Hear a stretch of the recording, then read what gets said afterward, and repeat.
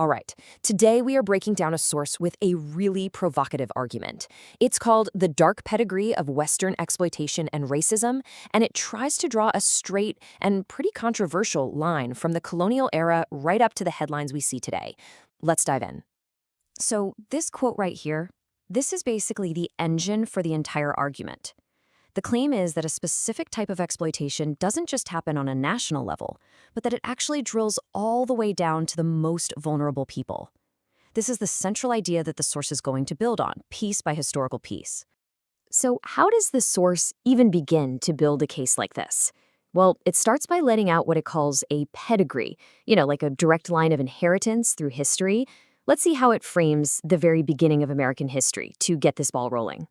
The key thing to grasp here is the framing. According to this text, the problems we see today aren't just isolated incidents. Nope, they're seen as continuations, like the latest chapter in a really long story that started way back with colonialism. This idea of an unbroken pattern is the foundation for everything else that follows. Okay, next up, the source takes a hard look at the founding of the United States.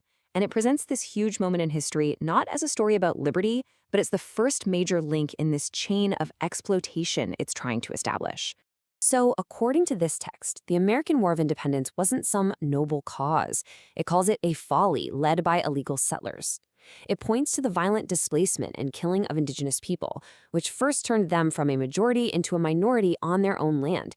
And then it says this continued with the whole Wild Wild West campaign, which it frames as a deliberate effort to eliminate them. And this is where the source makes one of its most direct and, frankly, shocking claims. It draws an explicit line connecting the sexual exploitation of enslaved African people by settlers to what it literally calls the foundations of modern pedophilia in the West. The text presents this as a core part of the historical pattern it's arguing for. So, from the nation's founding, the source then jumps forward to the American Civil War era. It digs into this period to argue that a very specific racial ideology was being cemented into the culture, an ideology that it says would have some pretty serious and long-lasting consequences. Right here, the source points out what it sees as a massive contradiction. On the one hand, you have all these powerful ideals being thrown around, human rights, equality, freedom, liberty. But on the other hand, the text claims that, in reality, these ideals came with a huge asterisk. They were only for the white race. And this, of course, brings us to the Ku Klux Klan.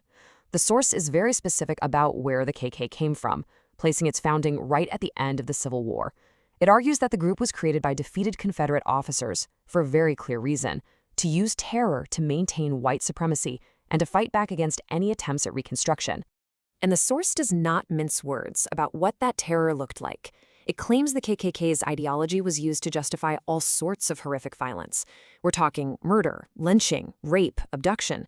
And that violence was backed up by social rules like extreme segregation and laws against interracial marriage, all designed to enforce its vision of racial supremacy. Okay, so let's follow this thread into the 20th century, because this is where the source really expands its argument in a big way, drawing a direct and, again, very controversial line from American racism to some major global movements and organizations. The source starts building what it sees as an ideological family tree for the 20th century, and at the root of that tree, it places the Ku Klux Klan. From there, it makes a huge leap. It claims that Nazism in Germany was basically just the extended version of the KKK, a new, bigger platform for the exact same ideology. And then the source takes one last, incredibly controversial step. It argues that after World War II, NATO itself became the true face of white supremacy. And the reason it gives for this is the allegation that NATO only considers purely white nations to be members. So, all of this history, this whole winding path, it all leads to the source's big finale.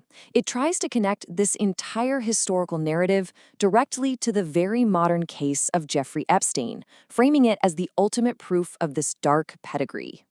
This is really the central question the source wants us to wrestle with. Was a case like Jeffrey Epstein's just a shocking one-off event, a total anomaly, or, as this text argues, is it the predictable outcome of the historical pattern that we've just been walking through? So the source lays out its logic in 3 basic steps. First, it claims that the sexual exploitation of minors was a favorite hobby during colonial times. Second, it says this practice never actually stopped, pointing to modern examples. And so, third, it concludes that Jeffrey Epstein isn't some new kind of monster, but is actually a symptom of this long, unbroken historical pattern. And here's the crucial part. It's not just about the past. The source points to what's happening right now. It alleges that the U.S. Justice Department is deliberately hiding the names of powerful people involved in the Epstein case. And it presents this alleged cover-up as direct proof of what it calls the West's complete and absolute complacency in pedophilia. And that leaves us with this final, really unsettling question that the source's argument puts forward. By drawing this straight line from colonial exploitation all the way to modern scandals, it really forces you to think, what does it mean if the historical patterns it's describing aren't really historical at all, but are actually still playing out today?